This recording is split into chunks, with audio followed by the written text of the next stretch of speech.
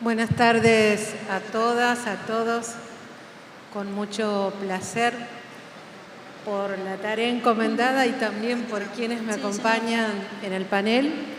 Vamos a ir cerrando este encuentro que en sus notas más distintivas es una persistente invitación a seguir pensando, ¿no? Si hay algo que podríamos decir ha acontecido durante esta jornada, son diferentes aportes para no renunciar a una conversación compleja, con cierto grado de urgencia, para poder tener algunos elementos que nos ayuden a interpretar el tiempo que nos toca vivir. Y cerrando esta conversación que esperamos continúe y se siga replicando en cada uno de los lugares donde ustedes ejercen su tarea de delegados y delegadas, nos vamos a adentrar en un tema que no deja de ser una preocupación constante a la hora de pensar los problemas educativos que nos atraviesan. Y es la escuela secundaria de hoy, la escuela secundaria que anhelamos y los sujetos, las generaciones que en ella se encuentran día a día para que alguna diferencia se construya. Esta diferencia que por lo que hemos venido escuchando y pensando entre todos durante este día, y seguramente ustedes lo hacen en su cotidianeidad, diferencias que son complejas, diferencias que son difíciles de dar vida, pero que son irrenunciables. Aquí se ha enfatizado la necesidad de no eludir discusiones de fondo, de no eludir la condición de pensar juntos esas condiciones de fondo que están alterando y a la vez inquietando en la posibilidad de su concreción. Por eso este panel va a intentar poner algunas reflexiones que sumen a ese proceso. Y con gusto le voy a dar la palabra, en primer lugar, a Mariana Chávez. Mariana es antropóloga, investigadora del CONICET, directora del Laboratorio de Estudios de Cultura y Sociedad y de la especialización en intervención social con niños, niñas, adolescentes y jóvenes de la Facultad de Trabajo Social. También es profesora en la Universidad Nacional de La Plata y miembro de la organización social Obra del Padre Cajade. La escuchamos. Bueno, muchas gracias. ¿Ahí se escucha bien? Y a ver si este funciona. Perfecto. Bueno, primero que nada agradecer a todos y a todas, los compañeros y compañeras delegadas, los miembros de los secretariados, la conducción nacional, por la invitación a compartir este espacio y en ello agregar dos datos de mi presentación que no me di cuenta de colocarlos cuando envié, y es que yo también soy delegada. Yo tengo dos trabajos. Y soy delegada por el gremio ADULP, que es el gremio de docentes de la Universidad de La Plata, y soy delegada también en mi puesto de trabajo principal, que es el CONICET, así que soy delegada de ATE CONICET. Esto tiene que ver con la trayectoria y la historia de militancia y pensar que cuando uno entra a un puesto de trabajo asalariado, uno de los primeros compromisos tiene que ver con ese sistema solidario que decía la compañera del panel precedente y tiene que ver también con poder pensar en las y los otros y pensar que las condiciones de vida mías y de mi grupo familiar, de mi grupo cercano, tienen que ver con las condiciones de vida de los demás. Con esto anticipo parte de lo que vamos a llegar al final de la exposición y renuevo el agradecimiento a poder compartir los resultados que hacemos los investigadores e investigadoras nacionales de un organismo como es el CONICET, que está siempre, y sépanlo, al servicio de todas y todos ustedes. Y que somos parte también de lo que la compañera Miriam, una parte muy focalizada todas las semanas, del hostigamiento por parte del Gobierno Nacional. Vamos ahora entonces a compartir algunas de las cuestiones que tienen varios puntos en común con las exposiciones previas desde el momento inaugural de Marina y los paneles posteriores, y que tienen que ver con pinceladas del momento de ignorancia también en el que nos encontramos y cómo entre todos podemos comprender las cosas que nos están pasando a nosotros, las cosas que les están pasando a las personas más chicas, y cómo nos encontramos en un espacio como es el espacio educativo, que para nosotros también es el espacio laboral, es el espacio de nuestro trabajo, y pensar esos lugares como un proyecto colectivo en el que vamos a poder dialogar. Es también esta presentación una apuesta a la esperanza, una promoción de la esperanza. Vamos a conversar de estos puntos, ¿sí? Vamos a ver si llegamos a los 6, en algunos profundizaré un poco más, en otros un poco menos. Acá le pedí a Miriam que me avise, perdón, a Miriam no, que me avisen cuando estoy en los últimos minutos para poder cerrar. Y como verán, el primer punto tiene que ver con lo que yo llamé contemporaneidad, pero que tranquilamente podríamos llamarle notas epocales. Y tiene que ver con la necesidad de comprender acontecimientos que nos atraviesan a nivel local, que tienen que ver con cuestiones nacionales y que tienen que ver, muchos de ellos, con procesos globales y cuestiones que están pasando también en otras partes. Pero lo vamos a hacer siempre desde la mirada situada, para que no se produzca una abstracción de cosas que parece que no nos suceden a nosotros, sino traerlos cada uno. Les pido, piensen en su espacio de trabajo, piensen en su escuela, piensen en su barrio, en los barrios también, en donde están las escuelas, los colegios en los que están trabajando. Si tuvieron tiempo de leer los 6 puntos que yo anticipé, este marco que vamos a hacer primero nos va a permitir la lectura, no solo de las juventudes que están en la escuela, en la condición estudiantil, sino algunas cuestiones sobre la juventud que están en la escuela, en la condición de trabajadores.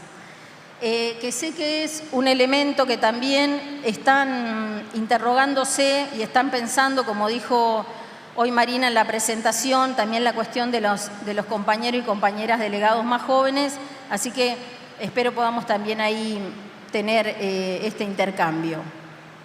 Una primera cuestión en la que venimos coincidiendo todos los expositores hasta el momento es en la profundización de las desigualdades.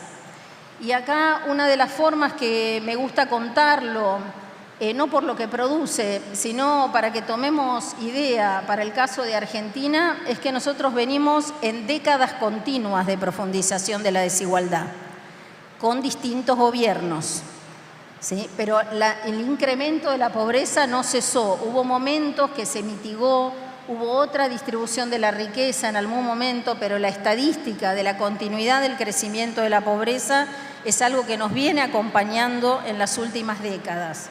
Y eso es algo que opera en la experiencia de la vida cotidiana.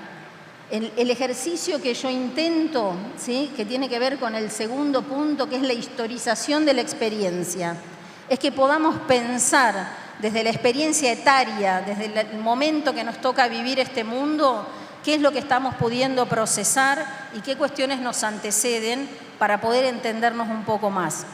Entonces, reconocemos esa profundización de la desigualdad y tenemos que seguir trabajando con la categoría de clase para explicar las desigualdades principales y que, como bien dijeron otros, es un abismo de diferencia la condición de vida de las personas más pobres, de las personas de clase media y de las personas más chicas, más ricas, perdón. Esto se ha acrecentado. El fallido no fue casual, porque justamente son las personas más chicas en las que vemos esto de manera más profunda, y lo muestran las estadísticas, y a veces parece que es parte de lo que estamos naturalizando. La pobreza en las personas más chicas tiene consecuencias mucho más grandes que cuando nos toca a veces en otras etapas de la vida, porque tiene que ver con las bases de los crecimientos y con la creación de un conjunto de posibilidades, potencialidades, que es muy dificultoso después mover esas trayectorias que se desarrollan, que se marcan en esos inicios. Difícil no es imposible, no es que está predeterminado. Otras las desigualdades que nosotros identificamos, obviamente, son las desigualdades de género, las desigualdades de generación en relación a las edades, las territoriales, las étnico-raciales, y una desigualdad que en esta diferencia de clases y de condiciones de vida en la que vamos a situar a los pibes y que también nos vamos a situar nosotros, tiene que ver con los diferentes circuitos de socialización en los que estamos participando. Las vidas de las personas más pobres, con las vidas de las personas de los sectores medios, con las vidas de las personas de los sectores más ricos, no se están vinculando en términos de construcción de comunidad. Se vinculan en algunos casos en términos de negocios, en términos de intercambios de dinero, en términos de intercambios laborales, pero no en el sentido de estar en un proceso de generación de lo común y de experiencia de lo común. Eso es uno de los procesos que creo yo que colabora en el proyecto ideológico del individuo, que es otra de las cuestiones a las que quiero hacer referencia. El otro punto de la contemporaneidad que también fue traído es el momento de la era de la información en el que nos está tocando vivir y que para las personas más grandes en muchos casos también se nos produce una desigualdad, un abismo, una incomprensión, y las sociedades tienen una forma muy clásica de enfrentar los grupos que ya estaban en el mundo, las cosas que no conocen. En un primer lugar, muchas veces es despreciándolas, otras de las formas es negativizando a quienes sí las manejan, ¿sí? Esas luchas de sucesión también nos atraviesan y muchos de nosotros nos debemos haber encontrado muchas veces en discursos acerca de lo malo que produce la tecnología en relación a las personas más chicas y lo bien que fue en nuestras vidas, siempre y cuando hagamos el olvido de recordar qué es lo que decían de nosotros con la tecnología que apareció en el momento de nuestras vidas. Pero la era de la información no solo tiene que ver en estos últimos años con el incremento de tecnologías, sino con la profundización de las desigualdades de los accesos. Es importante no caer en la trampa de creer que las personas más jóvenes manejan las tecnologías o tienen todos accesos a las tecnologías. La brecha digital se ha profundizado. Las personas más pobres, los chicos más pobres, no tienen muchísimo celular, no tienen conexión continua, etcétera, etcétera. Esto salió a la luz en la época, o como con mucha claridad, en la continuidad educativa de la virtualización en la época de la pandemia. Otro de los elementos de época que ya nombré es lo que voy a llamar el individuo como proyecto ideológico, o los procesos de individuación, ¿sí? Que está vinculado a su vez con algo que recién decía Miriam también en el último panel, que es uno de los aspectos del agotamiento, que es la construcción cotidiana del yo. Frente a identidades difusas, frente a marcos institucionales que ya no cargan de sentido como cargaban antes, es la persona, individuo, la que todos los días se tiene que levantar y preguntarse y construir quién soy, qué hago, qué elijo, qué puedo hacer. Además, con un discurso social que interpela en la responsabilización individual por el discurso meritocrático. Vos podés, si vos querés, vos podés, si no podés, es tu responsabilidad no haber podido, y eso evidentemente produce un agotamiento también subjetivo. Otro de los elementos que nos arma la contemporaneidad son las nuevas formas de organización del trabajo, los procesos de globalización de capital y de globalización de la fuerza de trabajo, los procesos de desregulación laboral, pero también las acciones de resistencia. Como varios dijeron, en Argentina las organizaciones colectivas en relación al trabajo, como son los sindicatos, son un actor fundamental de las resistencias en relación a la pérdida de derechos y además algo que voy a intentar llegar después, que es la construcción de identificaciones, lugares donde ser en el mundo. Por último, en esta primera lámina traigo como nota de época la condición del Estado, que ya también fue mencionado, los sentidos en disputas que hay sobre el Estado, y en particular una de las nociones que aparece en varios de los discursos de los pibes como explicación, que es la pérdida de la idea del derecho como regulador social y que ese lugar ha sido suplantado por la idea del dinero. Y que fuera posible una sociedad regulada solo por el dinero. Si nosotros nos enseñaron muchísimas veces la idea de Estado, mercado, y que el Estado aparecía como ese tercer actor entre capital y trabajo, una de las nociones que ha avanzado es en esa idea de la posibilidad de la eliminación del Estado, suplantada por un sentido que lo que reemplazaría eso sería la monetización de la vida. Es interesante en la experiencia que han vivido muchos de las y los jóvenes no hacerse la pregunta de no pensar la lógica que tiene ese pensamiento en la propuesta societal que les hemos hecho. En la propuesta de sociedad que les tocó vivir, no resulta y no tendría que resultarnos ilógico que alguien pensara que el dinero puede ser el regulador de la vida social. Eso no quiere decir que estemos de acuerdo y que no tengamos que disputar ese sentido. Traigamos ahora la historización de la experiencia. A mí, por lo menos, siempre me ayuda cuando estoy medio perdida en la comprensión y quiero empezar algo que es historizar las vidas de los sujetos. Ponerme por momentos en lugar del otro e intentar atravesar, ¿sí?, conceptualmente en el relato las cosas por las que fue pasando y por lo tanto los sentidos a los que puede haber estado expuesto, para decirlo así. ¿Qué formas del Estado lo interpelaron? ¿Qué industria cultural lo interpeló? ¿Qué apuesta en las escuelas lo interpelaron? Y entonces ahí reconocer tanto las diferencias como las cosas que tenemos en común. Muchas veces uso la idea de que no podemos volver atrás y pensar que la gente nace de un repollo. Eso ya fue descartado por la ciencia hace mucho tiempo. Evidentemente los sujetos son producto de una historia y todos aquellos, estemos o no de acuerdo con lo que piensan, son parte de la producción social de una sociedad en la que nosotros participamos. Son parte de nuestros espacios de trabajo y son parte de las escuelas en las que estamos enseñando. Y entonces ahí pensar que ese mismo mundo en el que vivimos, si nosotros ejemplificamos quienes están en las escuelas secundarias ahora, nos vamos a encontrar con adolescentes y jóvenes en condición estudiantil que nacieron entre el 2006 y el 2012. También nos vamos a encontrar con otras personas que podemos caracterizar como jóvenes, que son también adultos jóvenes, que es otra categoría, que son trabajadores docentes. Vamos a ubicar ahí a los menores de 34 años, que nacieron en 1990, y también aquellos que nacieron hasta el año 2000 aproximadamente, que pueden tener 24 años y tenemos compañeros de esas edades. Y también otro dato que me gustaba compartir, que me lo acercaron las compañeras de SADOP, que tiene que ver con las edades de los delegados y las delegadas.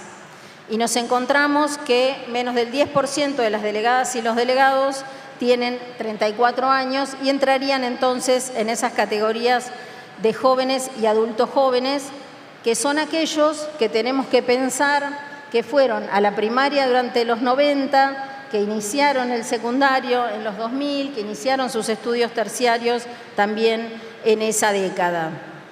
Y es todo ese tiempo en el que se va afianzando todos estos elementos de la contemporaneidad que mencionaba antes, algunos otros que seguro se me escapan, y que nos producen tipos de sujetos de los que queremos nosotros hablar y queremos comprender sus prácticas.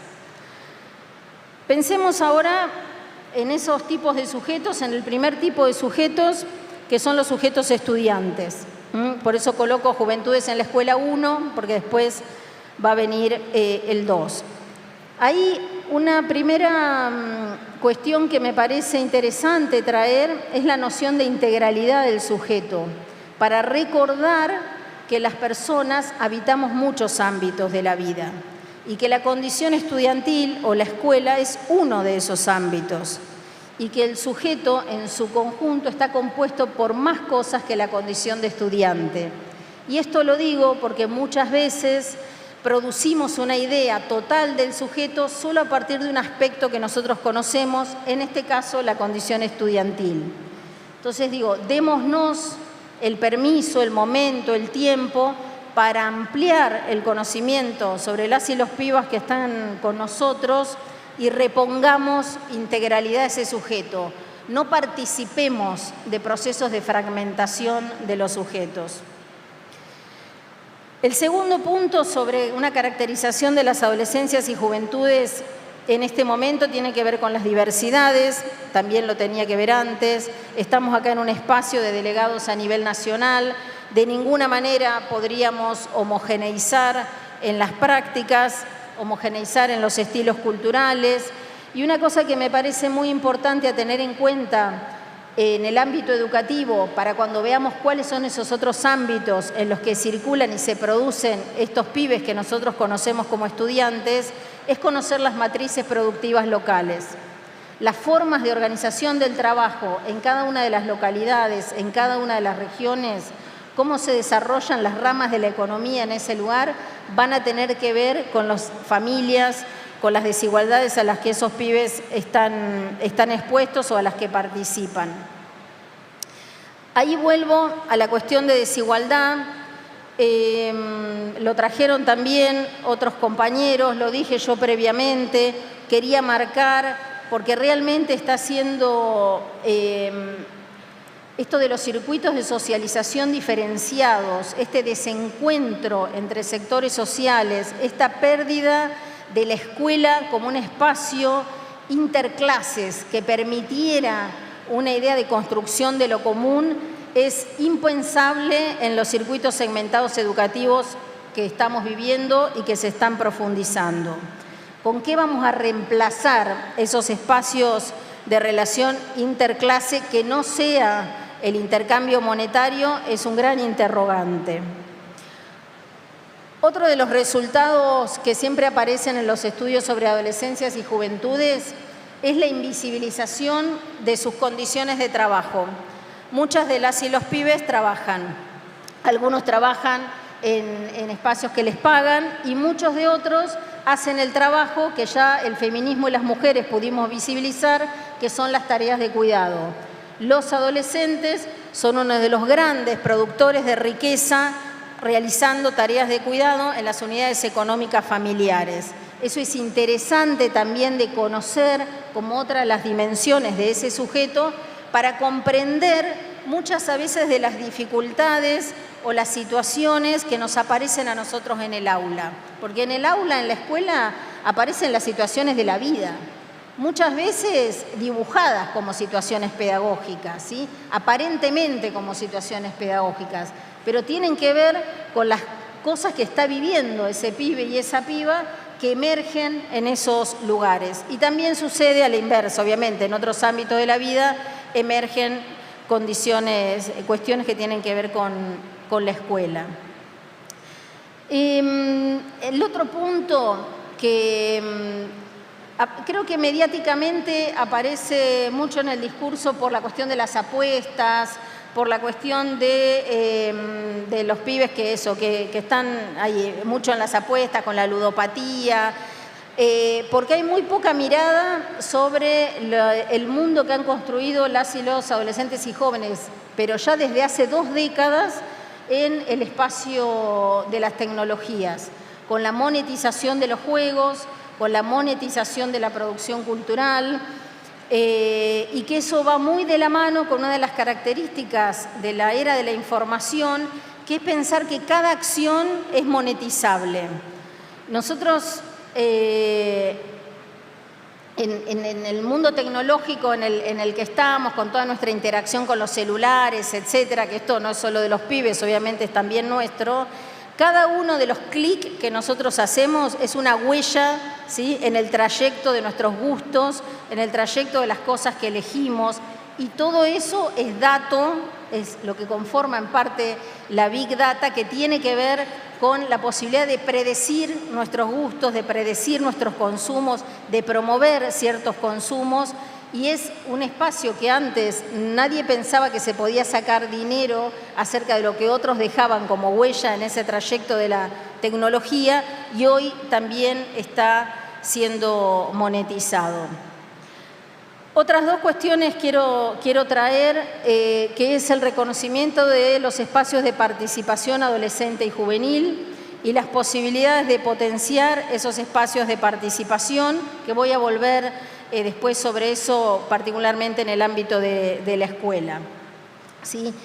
Y ahí algo que se vincula también para pensar a los trabajadores más jóvenes, a la posibilidad de ser delegado siendo más joven, o por qué uno se implica en la política, que tiene que ver con el reconocimiento y el encontrar un lugar en el mundo. Alguno de los expositores previos, ahora no me acuerdo exactamente quién, decía que uno busca ser alguien, ¿sí? Y ese ser no tiene que ver con el tener cosas necesariamente, sino con encontrar un lugar donde te vean, un lugar donde te escuchen, que a veces puede ser un reconocimiento positivo o un reconocimiento negativo. Ser el malo, el que se porta mal, es un lugar para ser también, es un lugar que está disponible. Y muchas veces, como constitución subjetiva, es mejor eso que no ser nadie. Tiene sus reconocimientos en determinadas lógicas. Entonces, en esa búsqueda, en ese intento de explicación de cómo quiero estar en el mundo, acá me van avisando que me van quedando pocos minutos, de cómo quiero estar en el mundo, creo que está una de las claves de la posibilidad de la construcción política con otros, ¿sí? Poder crear unos espacios de encuentro. Una última nota sobre las juventudes en las escuelas, mirando esta integralidad de la vida de ellos, es algo que quizás para algunos se hizo visible después de la pandemia, pero la verdad que es algo que venía desde antes y que se sigue profundizando en estos años posteriores a la pandemia, que son los padecimientos de salud mental. Como síntoma de época, uso esa palabra aunque no es de mi especialidad, como modo también de expresar para muchos de los y las pibes que no quieren estar más acá con nosotros y entonces toman decisiones acerca de la vida, cifras que vienen creciendo en ese sentido, y un incremento también de los padecimientos que tienen que ver con las angustias, ansiedades, pánicos, temores, que no puedo dejar de pensar en lo que nos decía la compañera en el panel anterior y pensar todo eso que ella contó nos está pasando a todos, ¿sí? También les está pasando a las personas más chicas. Pero además, las personas más chicas tienen o han tenido históricamente una presión extra, que es que deben crear un lugar para ser en el mundo. Porque nosotros, se supone, y eso muchas comillas, tenemos construidas ciertas posiciones. Y esos son anclajes que te permiten resistir un poco más todo el embate y el hostigamiento. Entonces pensemos que si nosotros estamos en ese contexto, también están esos compañeros y compañeras que han venido después al mundo, como me gusta decirle a nosotros. Algunas cosas para pensar lo colectivo, como tareas en común, lo coloqué desde ese lugar, pero no quería colocarlo como algo de deber ser, porque también creo que eso ya nos carga de mucho, ¿sí? Resulta que además de que nos dicen que las cosas están mal, tenemos que hacer algo que parece como una tarea individual. De ningún modo, en este momento de fragilidad, necesitamos pensar que las cosas por hacer siempre las podemos hacer con otros. Es la energía y el esfuerzo en conjunto lo que nos va a poder provocar esas situaciones de confianza, de no subestimar, de que no nos subestimen, de no despreciar, de que no nos desprecien. Yo creo que el espacio de la escuela es un espacio de un proyecto colectivo posible. Es un espacio donde tenemos que trabajar en ese entre que decía Marina hoy. Yo pensaba, el entre en el que estoy pensando es el entre adultos y personas más jóvenes, ¿sí? En ese encuentro generacional. Muchas veces frente a la incomprensión o a los padecimientos, rigidizamos y nos tomamos con el que tenemos más cerca. Nos pasa mucho eso entre los adultos y las personas más jóvenes. Cuidémonos de no caer en esa trampa, ¿sí? Y que ellos también quieren cuidarnos a nosotros. Los pibes dicen en sus narrativas, en sus discursos, la preocupación que tienen. Siempre traigo de ejemplo en los momentos de crisis, cuando en los 90 también investigaba sobre juventud y habían privatizado YPF, en el caso de La Plata, yo soy de La Plata, estaba trabajando con algunos pibes de colegios secundarios y el planteo de ellos era la preocupación que tenían por las pérdidas de trabajo de los padres, y la frase que decían era: yo ya nací en un mundo donde no hay trabajo, pero ellos no van a saber cómo sobrevivir.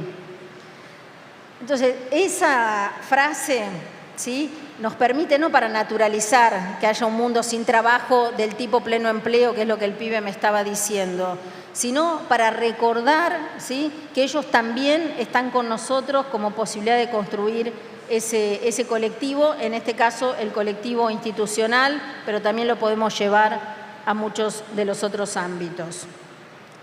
Y aquí en esa construcción colectiva, un elemento que también estuvo rondando y que tiene que ver con que el llamado a la construcción colectiva no puede ser un llamado falso, no me sale otra manera de decirlo, no puede ser un llamado a vení, opiná, pero no vas a participar de las decisiones.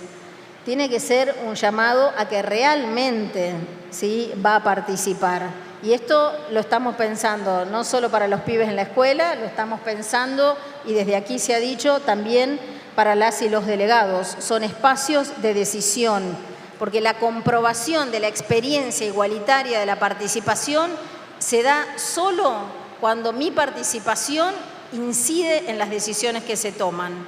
Si no, lo que provoca generalmente es el cierto descontento, pero sobre todo el descreimiento de la política como herramienta de transformación social y como posibilidad de la producción colectiva. Una de las cosas que estamos trabajando es poder entender cómo aparece la idea de derecho a través del mérito. En otro momento nosotros pensábamos que mérito y derecho eran dos cosas bien distintas, ¿sí? El que hablaba de derechos no estaba hablando de meritocracia. Y lo que encontramos en los últimos años es que la experiencia del acceso al derecho fue mediada por la meritocracia, ¿sí? Porque fue un acceso a derecho en muchos casos, ¿sí?, mediada por una experiencia de la desigualdad, que podía tener que ver, en el caso, yo trabajo mucho con pibes en condiciones de pobreza, con la obligación de la posición de víctima para el acceso a derechos, ¿sí?, con la continuidad de la dominación mientras estaba el acceso a derechos, o con la posibilidad de la obstaculización del acceso a derechos. Y eso a mí me dio una clave para entender ese interrogante también que muchos se hacían de cómo puede ser si estábamos, así como estábamos en una época de ampliación de profundización de desigualdad, hemos vivido periodos muy ricos en ampliación de derechos. Ya me dan el ultimátum, ¿sí? Entonces, dejo para lo último, dejo esta ya para cerrar, pero no lo quiero mencionar, que es el ejercicio que intenté hoy, es que cada uno pudiera recordar su propia experiencia histórica cuando tuvo las diferentes edades que fue teniendo y cómo eso lo fue constituyendo como sujeto. Y que para no caer en el adultocentrismo, abramos un espacio de la ignorancia para intentar escuchar. Los pibes nos piden a gritos que los escuchemos, o a veces nos piden con silencio que los escuchemos. Y los espacios de expresión de los pibes, cuando no sabemos dónde están hablando, búsquenlo en la música que ellos escuchan. Búsquenlo en la producción artística, en la producción cultural, en las paredes que pintan, en los márgenes de las hojas, en las escrituras de los bancos. Las pibes y las pibas se expresan, pero en canales a veces que no son los que nosotros dominamos. Ellos saben que dominamos la palabra, ¿sí? Y entonces escapan mucho a ese vení, sentate, vamos a hablar de esto. Bien, retomo. Vamos a hacer la última mención en relación a los trabajadores jóvenes. Una de las cosas que son resultado de las investigaciones de mucho más los compañeros que se dedican a la cuestión laboral en diferentes grupos etarios es que ha habido un cambio en la forma de concebir el trabajo como eje identitario de la vida. Para muchas personas el trabajo es un medio para conseguir los medios para subsistir y su proyecto identitario, su lugar en el mundo está en otro espacio de la vida, en otro ámbito de la vida que no es el espacio laboral. Eso es una cuestión que hay que reconocer, sí, y por lo tanto en general no se nominan en primer lugar como trabajadores, como docentes, puede ser que aparezcan otras interpelaciones.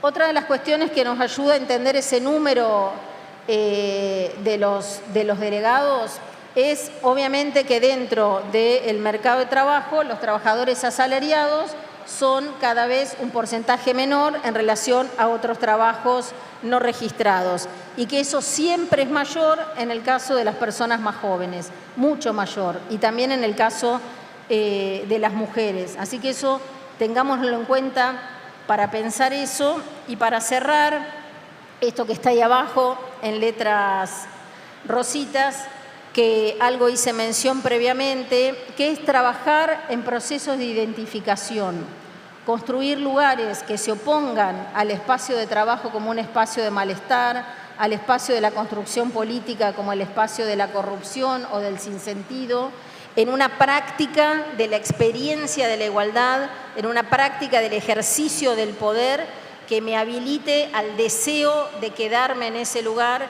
y construir el proyecto colectivo entre todas y todos, pensando que mi vida depende de la vida de los demás. El otro, la otra, es necesario para la mejora de mis condiciones de vida. Nada más. Muchas gracias.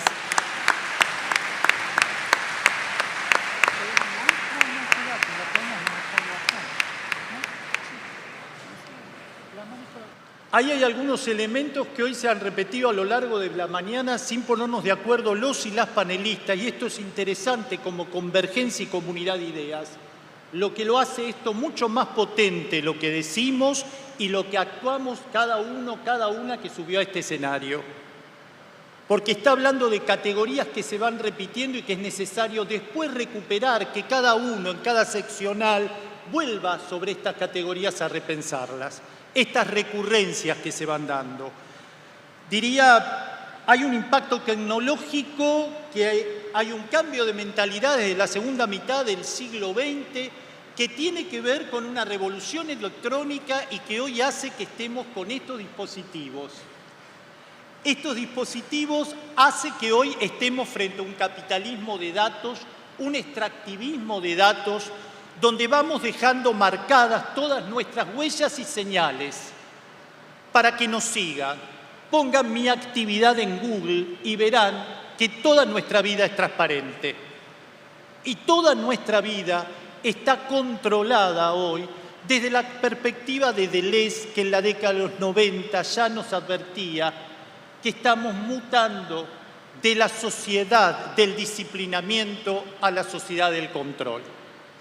Y un control que hoy tienen el mecanismo de la evaluación cuantitativa, el apogeo privilegiado del control sobre el trabajo del docente en una alianza causalista entre no se aprende porque el docente es malo.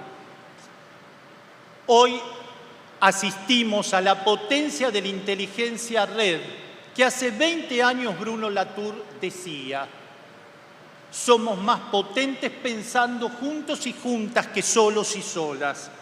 Hoy asistimos a la inteligencia artificial generativa, que no podemos oponernos, sino tomarla para trabajar con los pibes y las pibas en la escuela. Tenemos que enseñar a construir prompt y no a pelearnos con la inteligencia artificial. Hoy asistimos a otras tendencias culturales, que es la convergencia de medios. La prueba es esto. Hoy nos saludábamos y en vivo estábamos viendo cómo se entraba. Hay carteles propios de la escuela moderna, pero hay pantallas. Digo, esta convergencia de medios, que los pibes son geniales, armando memes y haciendo 1500 cosas con el arte, con esto, nosotros tenemos que volver a recuperarlas para la escuela.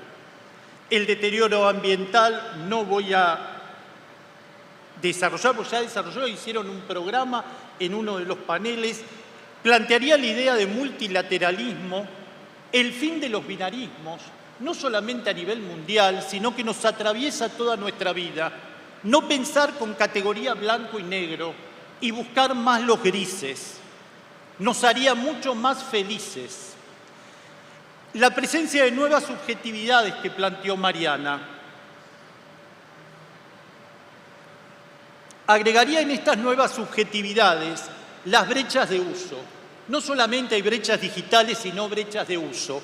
Hay pibes que te van a hackear tu cuenta bancaria y hay pibes que usan el Word como si fuera un Olivetti.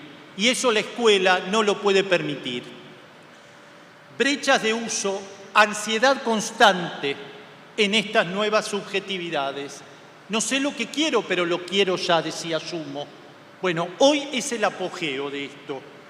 Y una concentración intermitente, que es el movimiento del dedo permanente pasando las noticias. Nuevas subjetividades no son solamente de los pibes y de las pibas, son nuestras. Navegamos Internet, no profundizamos, preferimos surfear, estar en la superficie que ahondar en causas y consecuencias. Pasión por la ignorancia, dice la filósofa eslovena, y habla de que preferimos ser ignorantes y no aceptar una realidad que nos golpea y buscar las causas. Estas son las nuevas subjetividades explicativas de quien hoy gobierna la Argentina. Nuevas formas de conocer, y creo que este es el punto más importante y que nosotros como educadores, educadoras, tenemos que poner en diálogo. Los pibes portan y las pibas saberes tecnosociales que no los aprendieron del mundo adulto, los aprendieron por comunidades de pares y los comparten. Son una cultura wiki. Pasame cómo paso al nivel 2 del jueguito. Nosotros seguimos con prácticas docentes donde exaltamos la individualidad, cuando ellos tienen una matrix colaborativa.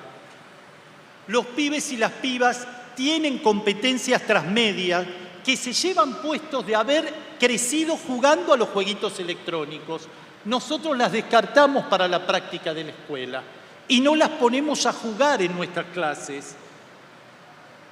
Los pibes y las pibas trabajan con procesos de inducción, de lo particular a lo general.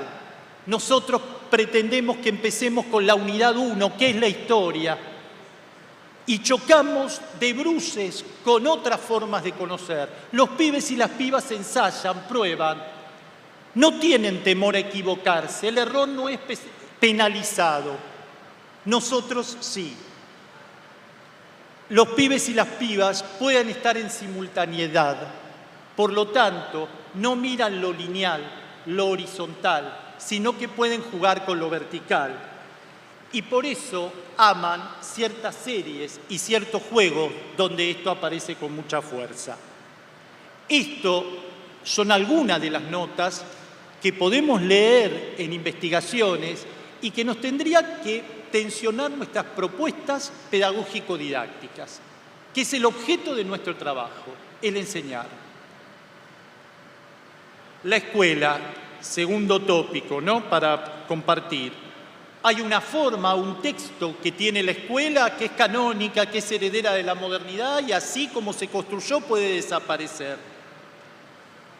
Es una práctica sociohistórica, pero también la podemos reinventar o hackear, como dicen algunos autores y autoras.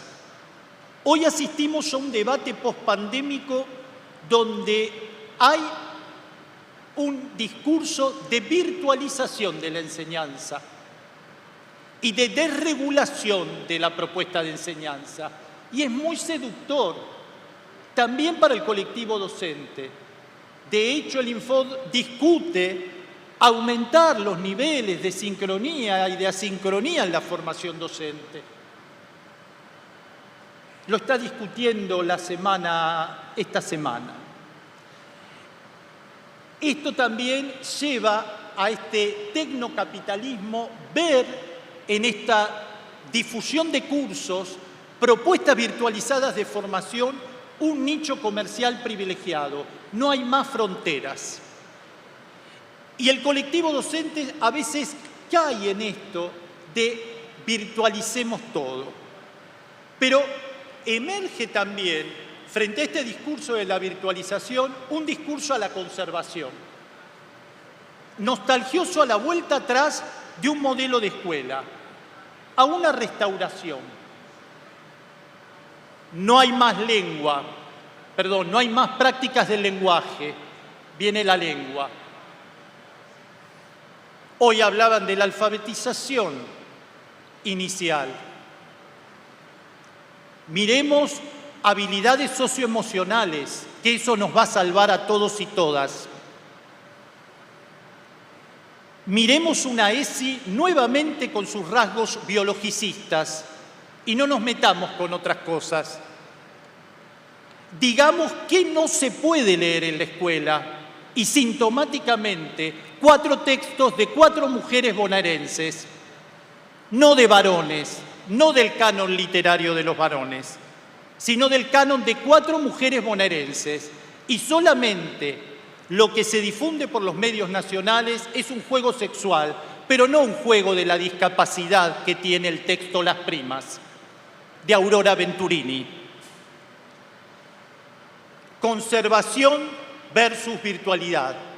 Nosotros tenemos que ir por el entre, y el entre es la recreación y el reinventar la escuela.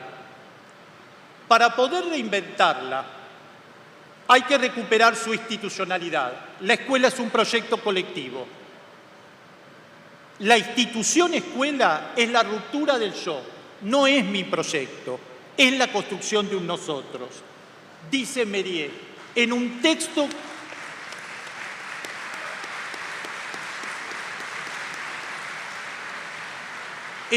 que pueden bajar gratuitamente de UNIPE del año 2022, volver al colectivo, retomar lo colectivo. La escuela no es solo el hecho de aprender eficazmente, sino de aprender juntos y de aprender que nos necesitamos mutuamente, que necesitamos los unos de los otros. La escuela es el lugar del no descarte, donde todos y todas son bien recibidos y recibidas. La escuela es el lugar donde vos vas a poder, porque yo te voy a ayudar, y donde militamos la igualdad de las inteligencias de los y las estudiantes. Todos van a poder, porque hay un colectivo adulto, educador, educadora, que van a acompañar ese poder. Para que esto acontezca, es necesario que la escuela plantee sus horizontes y los discuta colectivamente. ¿Cuál es el proyecto de la escuela? ¿Qué es el gobierno? ¿Cuáles son sus notas identitarias de la escuela? ¿Qué escuela soñamos y queremos? Bueno, y este es el nudo del debate de un proyecto colectivo en la escuela, de políticas públicas que se reactualizan dentro de la escuela, y ahí aparece el rol docente. Y con esto finalizo.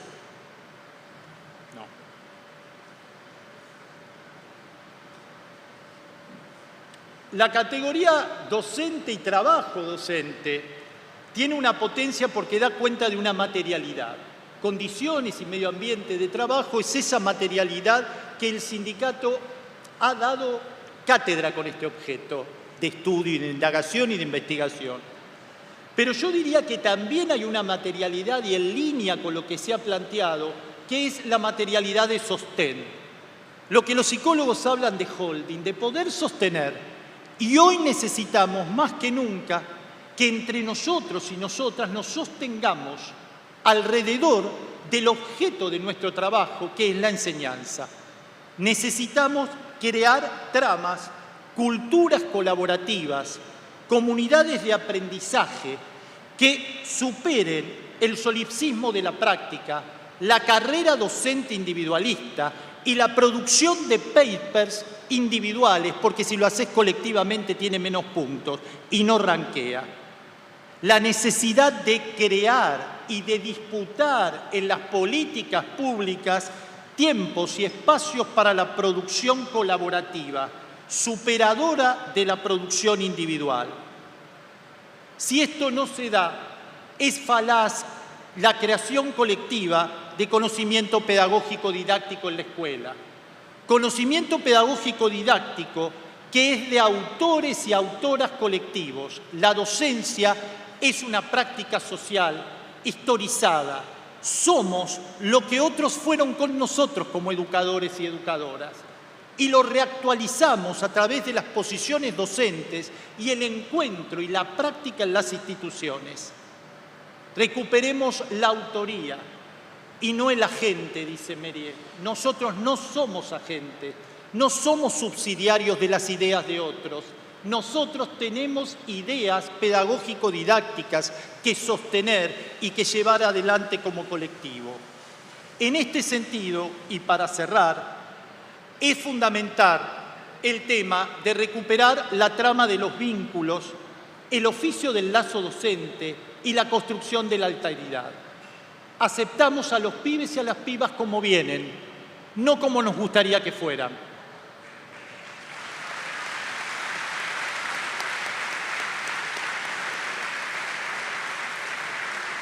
Aceptamos al compañero y a la compañera como piensan, porque con esos y esas tenemos que construir un proyecto compartido, superador del proyecto individual. Es interesante tomar el dispositivo curricular como elemento central y generar una curaduría donde pongamos cuáles son los contenidos hoy relevantes para nuestro país, para estos pibes, para estas pibas y en este contexto. Y de ahí pensar formatos metodológicos superadores del orden explicador. Explico, aplico, evalúo. Pensar secuencias didácticas, ensayar, probar. Otras formas de evaluación. Y acá una coda nuevamente. Nueva Escuela Río Negrina, año 2017. Cambio del régimen académico, Ciudad Autónoma de Buenos Aires, 2022. Cambio del régimen académico, Provincia de Buenos Aires, nos quieren burros, 2024. Ustedes ni se enteraron de otras provincias los cambios del régimen académico y los vericuetos sobre la repitencia que generaron. Pero sí nos enteramos de la provincia de Buenos Aires. Esas son las lecturas que como colectivo tenemos que hacer. Y ahí el dispositivo didáctico es profundamente político. Y por último, plantearía la necesidad de codiseñar nuestras clases no solamente con los colegas, sino compartiéndolas con los pibes y las pibas. Dar voz.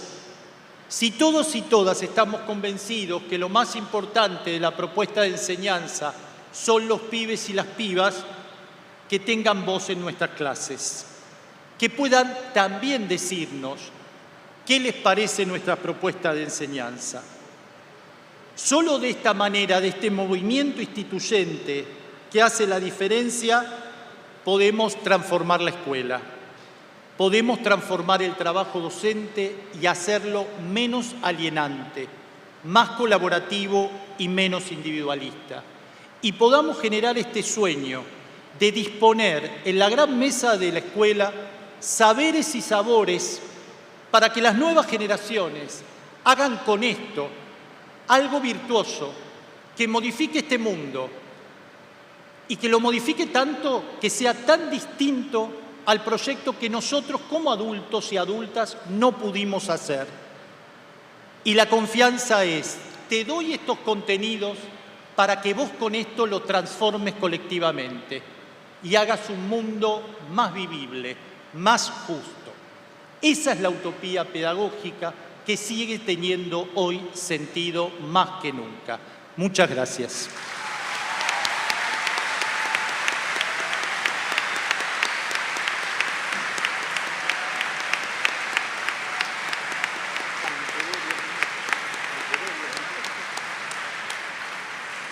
Leo una cosita porque me quedaron 10 minutos, dice acá el cronómetro, no menos, 8. Una capacidad de respetar el tiempo. Voy a leer un texto que se los recomiendo también, se baja Gratarola, Defensa de la Escuela, una cuestión pública, de Simons y Magelain, que están en estos momentos en nuestro país, y dice, la escuela no tiene que ver con el aprendizaje, sino con la formación. Valoramos a los profesores porque son los únicos que despliegan y avivan un mundo común para nuestros hijos. Son los portavoces de un lugar y de un tiempo inventados para ser la encarnación física de una creencia. La creencia de que no existe un orden natural de propietarios privilegiados, de que todos somos iguales, de que el mundo pertenece a todos y por lo tanto a nadie, de que la escuela es una aventurera tierra de nadie donde cualquiera puede alzarse por encima de sí mismo.